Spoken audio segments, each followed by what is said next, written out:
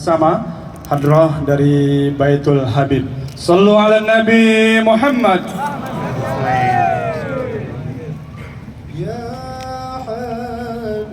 يا حبيبي يا حبيبي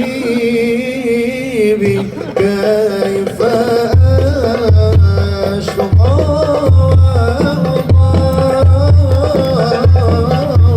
وفؤادي قد بدا بدي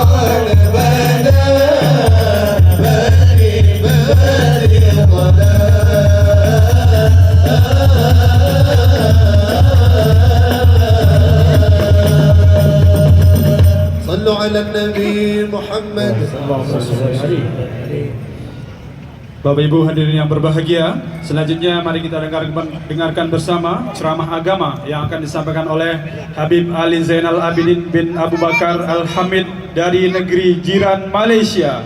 Kepada Habib kami persilakan. Sallu ala Nabi Muhammad.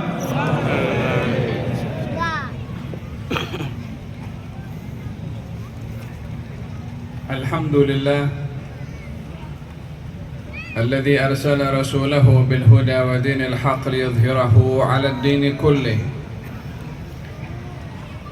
اللهم صل وسلم على سيدنا محمد وعلى آله وصحبه، ونسأله سبحانه وتعالى أن يجمعنا معه في دار الكرامة تحت لواء حمده. أما بعد، السلام عليكم ورحمة الله وبركاته. Waalaikumsalam. Yang saya muliakan seluruh para asatidzah, para ulama, wa ala ra'sihim Al-Habib Jindan bin Naufal bin Salim bin Ahmad bin Jindan dan keluarga, Al-Habib Ahmad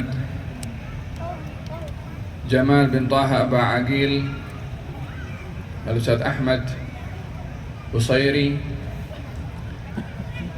yang kita sama-sama hormati Bapak Gubernur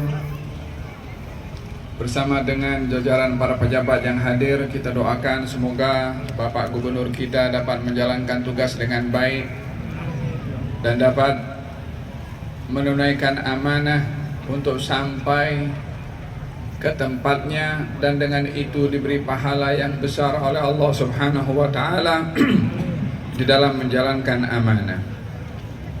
Hadirin dan hadirat yang dirahmati oleh Allah Subhanahu wa taala. Kehadiran kita di sini adalah semata-mata ingin merayu kepada Allah Subhanahu wa taala agar supaya kita ini dipandang oleh Allah Subhanahu wa taala dengan rahmahnya. Karena Allah Subhanahu wa taala mempunyai sistem yang ditetapkan oleh Allah kepada hamba-hambanya, yang sistem itu adalah berupa nazarah, yakni berupa pandangan, berupa rahmah yang diberi. Tapi rahmah itu diberi oleh Allah Subhanahu wa taala bukan kepada orang karena namanya, atau karena keturunannya, atau karena jabatannya, atau nama wilayahnya atau kabilahnya. Akan tetapi nadarah, pandangan dan juga rahmah itu diberikan oleh Allah Subhanahu wa taala karena perbuatannya menepati apa yang Allah mahukan kepada dia untuk diberi nadarah. Ala inna fi ayyami dahrikum nafahat ala fata'arradu laha. Setiap hari masa yang kamu lalui ada nafahat, pemberian. Carilah pemberian-pemberian itu, kata Nabi SAW. Kita berada di atas muka bumi ini adalah umpama seorang bermusafir yang sedang mencari bekal, mencari barang untuk dibawa dalam perjalanannya. Masa yang diberikan oleh Allah dalam hidup di atas muka bumi ini begitu singkat, dan tidak seorang pun daripada kita melainkan akan pergi meninggalkan dunia ini. Tetapi kepergian kita daripada dunia ini bukan sebagai satu pengakhiran, tetapi sebagai satu permulaan kepada hakikat kehidupan. Bila diberi perumpamaan hidup di dunia ini adalah umpama orang yang menanam, dan bila sudah meninggal dunia, tiba waktu untuk menuai atau musim panen. Baginda Rasulullah sallallahu alaihi wasallam ketika melihat jenazah lalu, Nabi mengatakan mustarihun au mustarah. Jenazah ini sedang menuju tempat istirahatnya, atau jenazah ini adalah menjadi sebab orang lain yang istirahat dari kekejamannya. Jadi manusia hidup di dunia ini, kalau dia orang baik, bila habis umur dia istirahat. Tentunya istirahat itu tidak terjadi kecuali kalau kita kerja. Kalau kita berusaha baru istirahat. Kalau istirahat tanpa kerja, istirahat apa itu? Oleh sebab itu, hidup di atas muka bumi ini adalah tempat untuk kita bekerja, mencari tempat-tempat turunnya rahmat untuk menjadi bekal kita ketika kita berada di alam barzakh nanti. Mereka yang berada di alam barzakh sekarang hanya dua keadaan: imma sedang memetik buah amalnya di dunia, atau ini amal baiknya, atau sebaliknya sedang memetik buah amal jahat dan maksiatnya. Kita berlindung kepada Allah Subhanahu wa ta'ala daripada melakukan maksiat di atas muka bumi ini. Kalau ada di antara kita tergelincir dengan melakukan perbuatan maksiat, mudah-mudahan diampunkan oleh Allah Subhanahu wa ta'ala, sehingga tidak tertutup mata ini daripada kehidupan di dunia ini, melainkan dalam keadaan semua dosa-dosanya diampunkan oleh Allah Subhanahu wa ta'ala. Demikian sabda baginda Rasulullah menggambarkan tentang hakikat kehidupan di dunia ini yang begitu singkat. Allah berfirman dalam Al-Quranul Karim, menceritakan tentang orang-orang yang sudah berada di akhirat. Hal itu belum terjadi, tetapi diceritakan oleh Allah dalam Quran. Karena Quran bercerita tentang masa lalu, masa lampau, bercerita tentang alam arwah. Al-Quran juga bercerita tentang masa sekarang. Al-Quran juga bercerita tentang masa depan. Al-Quran juga bercerita tentang alam barzakh. Al-Quran juga bercerita tentang alam akhirat. Lengkapnya Al-Quran sebagai panduan bagi kita umat Islam, yang memberikan kepada kita penerangan segala apa yang ada di alam semesta ini ada di dalam Al-Quran. Ma farratna fil kitabi min syai. Kami tidak tinggalkan dalam Quran segala apapun, ada dalam Quran. Mau cari apa, ada dalam Quran. Digambarkan di dalam Al-Quranul Karim tentang mereka yang berada di akhirat nanti ketika menghadapi pertanggungjawaban atas amal perbuatannya. Dan dia menyesal, seperti mana disampaikan oleh Ustaz Ahmad tadi, orang itu nanti hatta di surga pun menyesal karena tidak mengambil peluang untuk berbuat kebaikan di dunia. Maka mereka waktu itu yang menyesal di akhirat, termasuk daripada orang-orang yang bermaksiat, akan mengatakan kepada Allah Subhanahu wa ta'ala, wa hum yastarikhuna fiha. Mereka waktu menyesal berteriak karena penyesalan itu, Rabbana, wahai Tuhan kami, akhrijna, keluarkan, kembalikan kami ke dunia, na'mal salihan, untuk beramal saleh, ghairalladzi kunna na'mal, bukan amal yang dulu kita buat di dunia. Dia banyak berbuat maksiat, maka di akhirat nanti dia menyesal. Kenapa ada kesempatan di dunia untuk beramal saleh saya tak buat? Kenapa dikasih umur oleh Allah Subhanahu wa ta'ala untuk beramal taat tapi tak digunakan? Dia menyesal. Cuma permasalahannya tak ada manfaat menyesal pada waktu itu. Allah menjawab kepada orang tadi itu yang minta kembali ke dunia. Allah berfirman, dan kita perlu untuk merenungi firman Allah ini. Katanya, awalam nu'ammirkum ma yatadzakkaru fihi man tadzakkar wa ja'akumun nadhir. Bukankah aku, Allah, memberikan kamu umur yang cukup untuk kamu sadar dengan umur, dan telah datang kepada kamu peringatan. Dua hal Allah sebutkan di sini. Yang pertama umur, yang kedua adalah peringatan.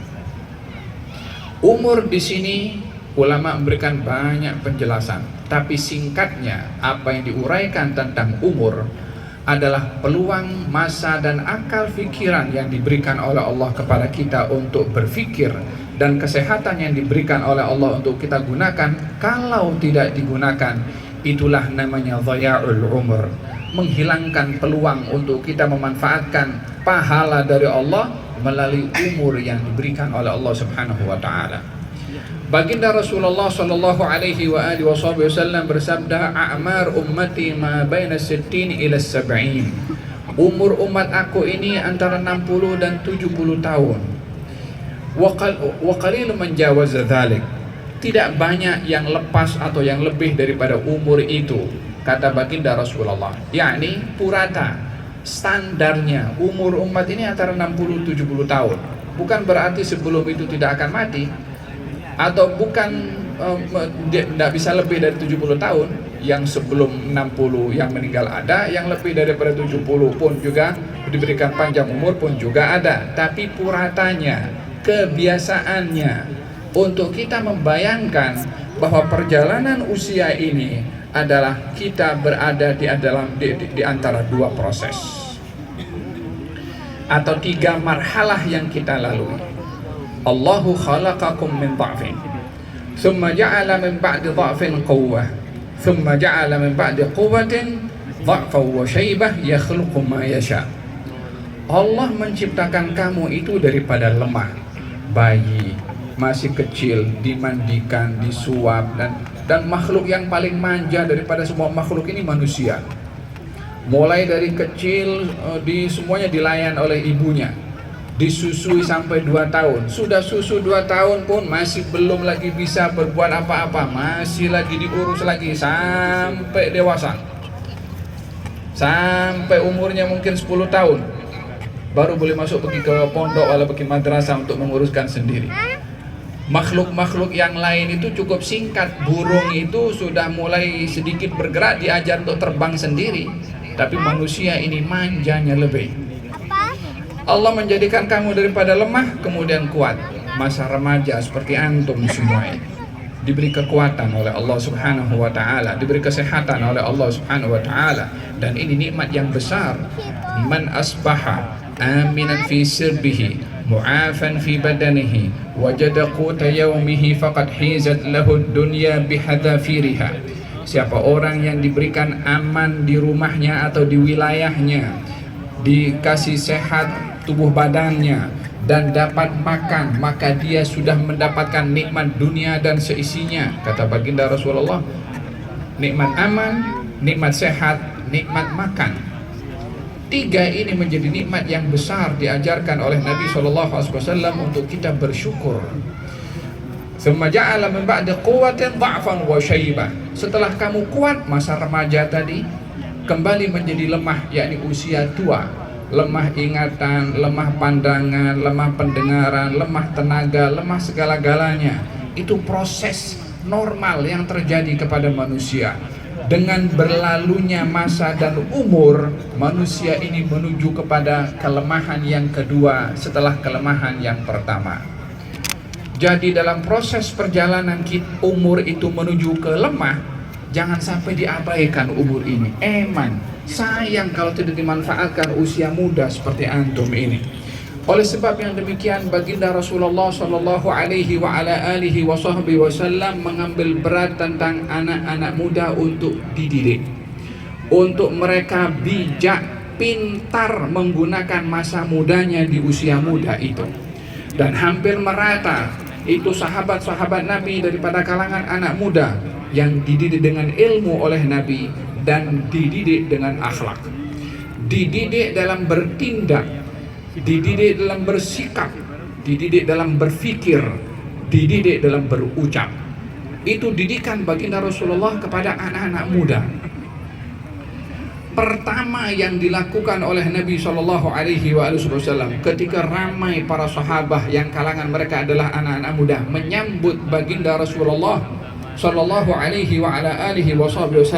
di Madinah, setelah tala al-badru alaina, sebagai sambutan kepada baginda Rasulullah, Nabi bersabda kepada mereka. Kita ingin mengambil hikmah daripada sabda Rasulullah ketika sampai ke kota Madinah. Katanya, ayuhan nas afshus salam wa at'imut ta'am wa sallu bil lail wan nas niyam tadkhulul jannata bisalam. Wahai sekalian manusia, sebarkan salam, beri makan, sholatlah di waktu malam ketika orang sedang tidur, maka kamu akan masuk surga dengan selamat. Yang pertama Nabi sebutkan afshus salam, yakni letihnya belum selesai, penatnya belum habis, capeknya belum hilang. Yang dipesankan oleh Nabi kepada anak-anak muda daripada kalangan para sahabat waktu itu, afshus salam, sebarkan salam. Berbicara tentang penyebaran salam ini, hendaklah kita memandang luas arti salam. Apa itu salam? Cukup mengajak kepada kita untuk berfikir arti salam, karena yang punya nama salam itu adalah Allah Subhanahu wa Ta'ala. Allahus Salam. Bukankah salah satu nama Allah Subhanahu wa Ta'ala adalah As-Salam? Ya, nama Allah adalah As-Salam, yang maha memberi keselamatan. Opening pertemuan setiap orang sesama kita, kalau ketemu satu dengan yang lain, kita akan mengucapkan salam. Seseorang itu ketika masuk dalam salat dan ingin selesai daripada salat, kita juga mengucapkan salam. Ketika masuk ke rumah, walaupun tak ada orang, kita digalakkan untuk mengucapkan salam. Jadi salam ini maknanya luas. Kandungan pada kalimat salam ini begitu merangkumi segala aspek kehidupan kita untuk kita hidup salam. Baik kita itu selamat diri sendiri dan selamat pada orang lain. Kita tidak boleh memudaratkan kepada diri sendiri, tidak boleh memudaratkan orang lain, atau menjadi sebab kemudaratan kepada orang lain.